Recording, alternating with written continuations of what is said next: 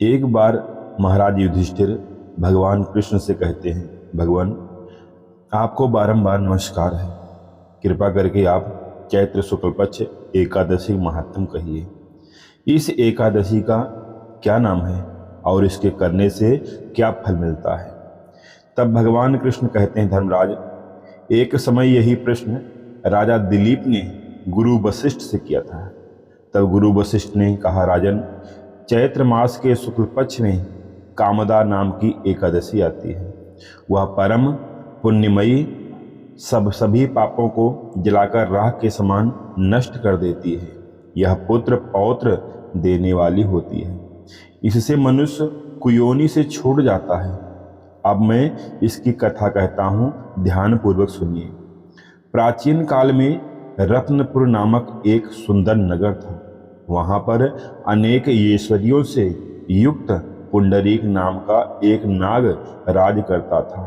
रत्नपुर नगर में अनेक अप्सराएं, किन्नर तथा गंधर्व भी निवास करते थे। उसमें ललिता नामक अप्सरा और ललित नामक गंधर्व भी रहते थे। वे दोनों पति पत्नी के रूप में रहते थे। उन दोनों में अत्यंत प्रेम था। अलग अलग हो जाने पर दोनों व्याकुल हो जाते थे। एक समय पुंडरीक राजसभा में बैठकर गंधर्वों द्वारा गायन वादन का आनंद ले रहे थे। सभा में अन्य गंधर्वों के साथ ललित भी गान कर रहा था। गाते गाते उसको अपनी प्रिय ललिता का ध्यान आ गया और उसके ध्यान में स्वर भंग होने के कारण वह अशुद्ध गायन करने लगा। ललित के मन का संताप जानकर करकोट नामक नाग ने गायन में त्रुटि होने की शिकायत राजा से कर दी। तब राजा पुंडरीक ने क्रोधपूर्वक ललित को श्राप दे दिया, दुर्वध्य तू मेरे सामने गाता हुआ अपनी पत्नी का अस्मरण कर रहा है, अतः तू कच्चा मांस खाने वाला और नरभक्षी राक्षस बनकर अपने किए कर्म का फल भोग। पुंडरीक के श्राप से ललित उसी क्षण विकराल राक्षस हो गया और वह अनेक दुखों भोगने लगा। जब उसके प्रियतमा ललिता को यह सब मालूम हुआ तो उसको बड़ा कष्ट हुआ।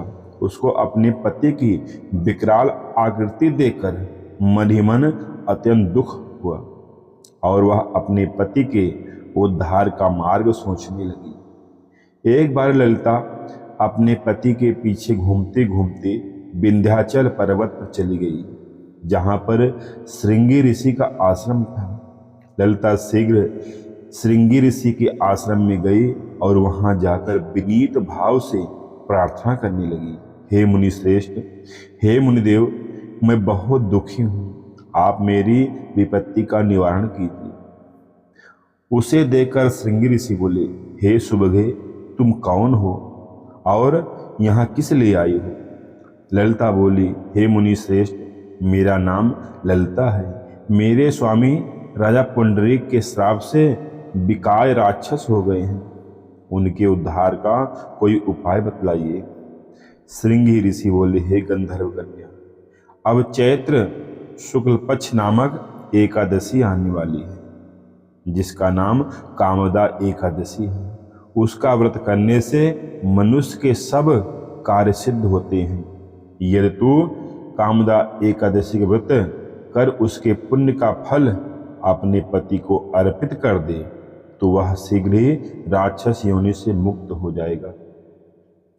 मुनि के ऐसे वचन सुनकर ललिता ने चैत्र शुक्ला एकादशी आने पर विधि पूर्वक उसका व्रत किया और द्वादशी को ब्राह्मणों के समीप अपने व्रत का फल अपने पति को देते हुए भगवान के समक्ष प्रार्थना करने लगी, हे प्रभु, मैंने जो यह व्रत किया उसका फल मेरे पतिदेव को प्राप्त हो, उसके पुण्य से वह राक्षस योनि से मुक्त हो जाए। एकादशी फल देते ही उसका पति राक्षस योनि से मुक्त होकर अपने पुराने स्वरूप को प्राप्त हुआ। फिर अनेक सुंदर वस्त्र आभूषणों से युक्त होकर वे दोनों विमान बैठकर स्वर्गलोक को चले गए। फिर अनेक वो सुंदर वस्त्र आभूषणों से युक्त होकर वे दोनों विमान में बैठकर स्वर्गलोक को चले गए। वशिष्ठ मुनि कहने लगे, हे राजन, इस व्रत को विधि पूर्वक करने से समस्त पाप नष्ट हो जाते हैं तथा राक्षस जैसी योनि भी छूट जाती है। संसार में इसके बराबर कोई और दूसरा व्रत नहीं है।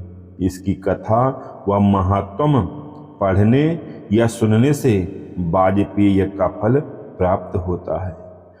बोले कृष्ण भगवान की जय, बोले कृष्ण भगवान की जय।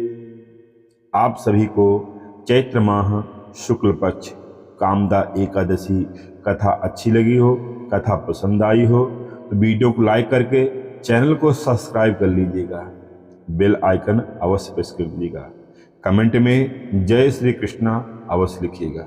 धन्यवाद। जय श्री राम।